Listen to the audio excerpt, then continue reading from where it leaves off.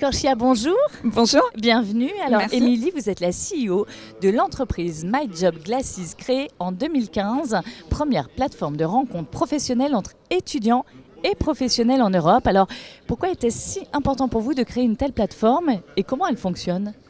Alors, c'était important pour nous de créer une telle plateforme parce qu'en fait, on se rend compte qu'aujourd'hui, en fonction de qui sont nos parents, quelles sont nos études, où on vit sur le territoire, si on est un homme ou une femme, malheureusement, on n'a pas les mêmes opportunités professionnelles. C'est vrai.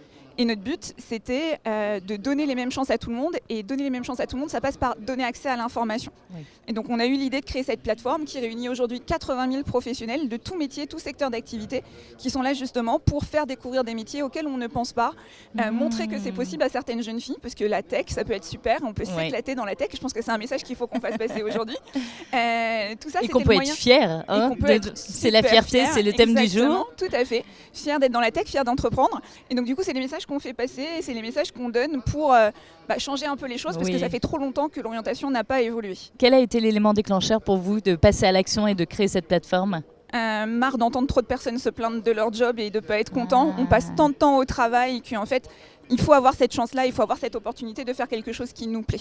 Et donc du coup, comment fonctionne la plateforme ? Parce que c'était votre question. Oui. Très simplement, on va sur la plateforme, on tape un mot-clé, et on a plein de professionnels qui arrivent, on lit leur description, et quand on est inspiré, quand on a envie d'aller plus loin, on les contacte, on leur demande un rendez-vous, et ils nous donnent un rendez-vous, c'est gratuit, ça dure 30 minutes à 1 heure, et c'est des rendez-vous soit en visio, si on n'est pas à côté, soit on peut même se déplacer dans l'entreprise, prendre un café en mode informel, et c'est plutôt sympathique, ça permet de voir aussi comment ça se passe dans l'entreprise. C'est ça, en fait, ce sont des rendez-vous qui permettent de poser toutes les questions et d'explorer finalement le métier, l'entreprise elle-même.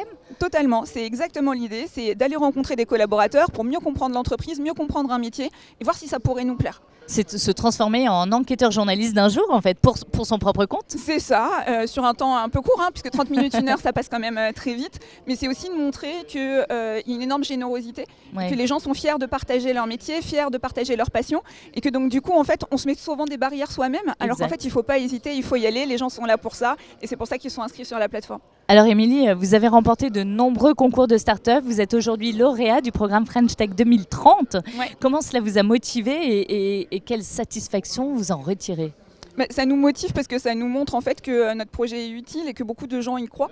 Et c'est vrai que depuis le lancement, il y a 8 ans bientôt, on est hyper surpris par cet emballement et l'ensemble des personnes qui nous rejoignent, puisque je vous disais, on a 80 000 professionnels qui acceptent de donner énorme. 1 heure, 2 heures de leur temps chaque mois pour participer à cette mission.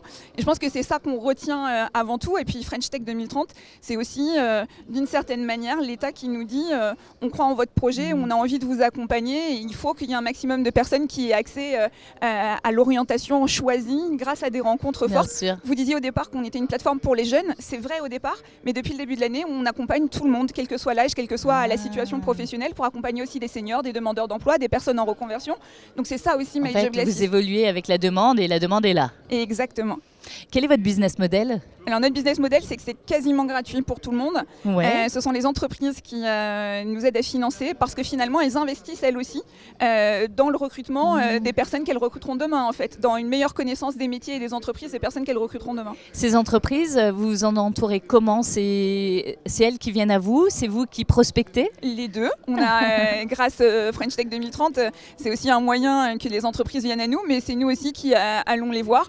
Et on est souvent extrêmement ravis de voir, par exemple, on accompagne le ministère des Armées depuis 2018 avec 1000 collaborateurs civils et militaires qui sont à nos côtés aujourd'hui et qui sont très fiers de pouvoir montrer quels sont les différents métiers, de mieux faire connaître l'institution pour ouvrir la main aux jeunes. Mais on a aussi des grandes banques, des grandes entreprises qui sont à nos côtés aussi pour mieux expliquer leur métier et donner envie de nous rejoindre. Bon, un dernier mot parce qu'on va atteindre la limite de temps, mais quelles sont vos ambitions, mais vos rêves aussi pour les années à venir ? Alors, mon rêve, ce serait que ce soit vraiment accessible à tous et que tout le monde ose aller rencontrer des personnes avant de se lancer dans un métier pour savoir vraiment où on met les pieds parce que c'est important.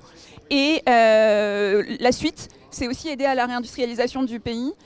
Aujourd'hui, on a un sujet sur l'industrie, ça n'attire pas suffisamment des jeunes et des femmes. Et on est convaincus qu'en mettant en avant, donnant la parole aux professionnels de l'industrie, c'est un moyen de changer les choses, c'est un moyen de faire connaître vraiment ce qu'est l'industrie.